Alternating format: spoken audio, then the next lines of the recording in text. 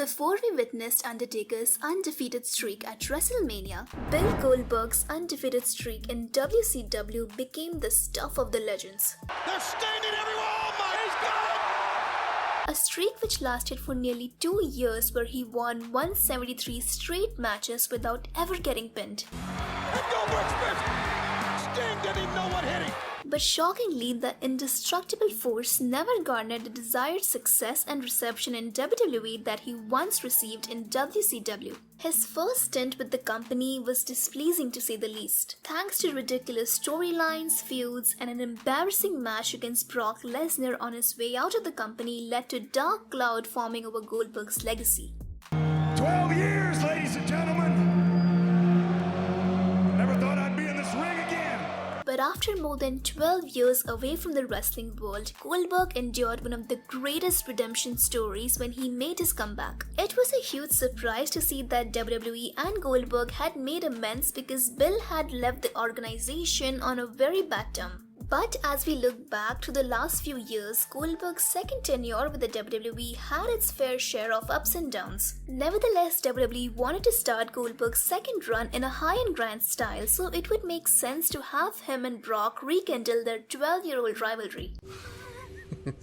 So Bill Goldberg went on SportsCenter and said if he had one more match left in him, he would love to face Brock Lesnar. Survivor Series in 2016 was built up around the highly anticipated in-ring return of Goldberg. It was impossible to predict the outcome of the match, and I'm sure no one expected Goldberg to completely dominate and decimate Lesnar in just 90 seconds.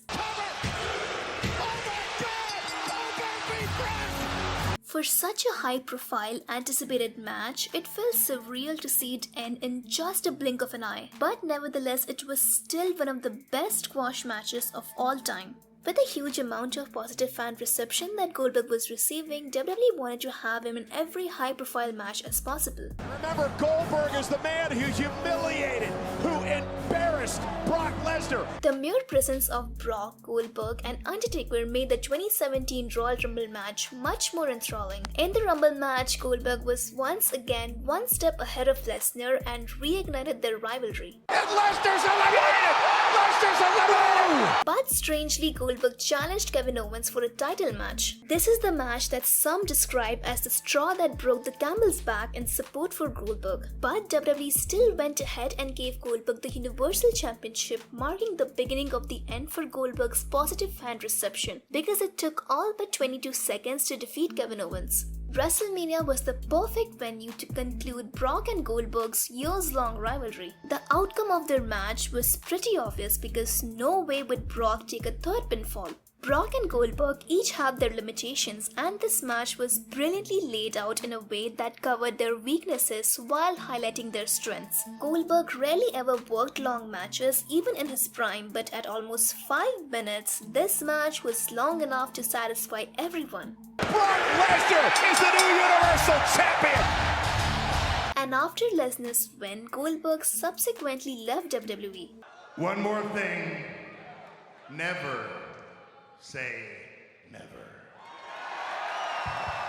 His departure felt deja vu, and he was praised for the efforts he had taken to make a comeback at his advanced age. However, things changed in 2018 when WWE signed a highly profitable multi-million-dollar deal with Saudi Arabia, in which the main clause stated that the company is supposed to host 2 matches every year for a decade. In order to make the Saudi shows memorable, WWE had a habit of bringing back legends as a special attraction. They would set up random matches with veterans with no build-up whatsoever. Shawn Michaels, who was long retired after competing in one of the greatest WrestleMania matches of all time, had to come out of retirement just because he had to compete in a Saudi event. So even Goldberg was expected to wrestle in Saudi Arabia. After 2 years of absence from the wrestling ring, WWE suddenly announced that Undertaker and Goldberg would compete for the first time in Saudi Arabia. And it's safe to say that this match was nothing but a sheer injustice to the legacy of these 2 legends. To simply put it, it was one of the most disappointing and botch-filled matches in WWE history. It didn't help that Goldberg suffered a concussion very early on in the match, and a botched jackhammer which nearly broke Undertaker's neck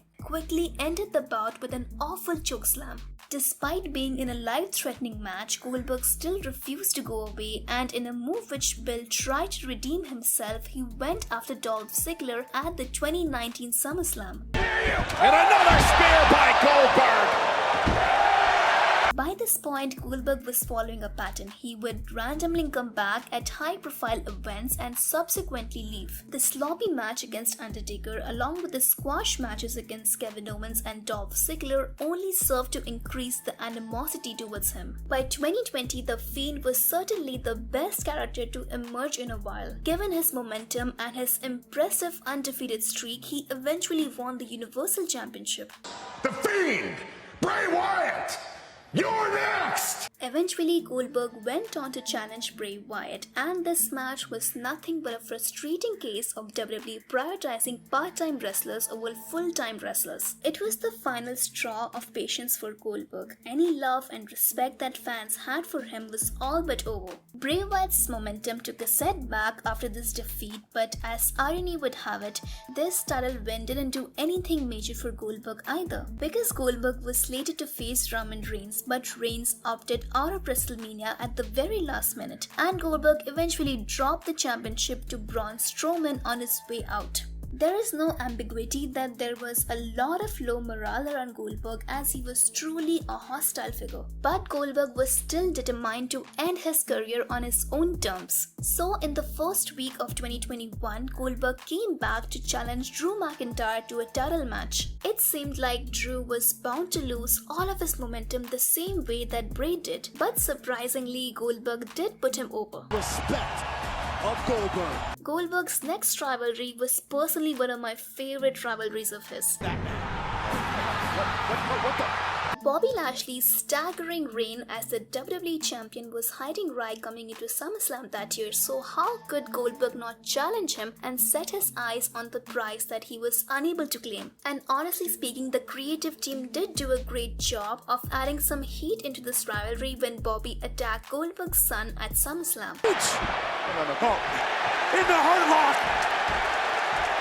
Their matches were very hard-hitting even if they were relatively short, and all of these passionate moments helped to make this a genuine feud that fans could invest in emotionally. With Goldberg's ailing age, WWE finally pulled the trigger on Roman and Goldberg's match, but there wasn't much build outside of Goldberg just challenging him. The match was just fine, but nothing special, and what seemed like a major storyline ended up falling flat. And that would mark the end of Goldberg's WWE career. He would only be remembered for popping up and challenging your next to a plethora of wrestlers. The purpose of Goldberg's reign should have been used to showcase the future talents and not to bury them. The combination of WWE failing to tell any compelling stories with Goldberg and choosing quick money is what truly broke the camel's back. Once the pattern of his matches became predictable, most fans just stopped caring about him, and even though he continuously received huge pops, his appearance weren't exactly selling his momentum on fire. Whether he comes back or not, his second run was a missed opportunity.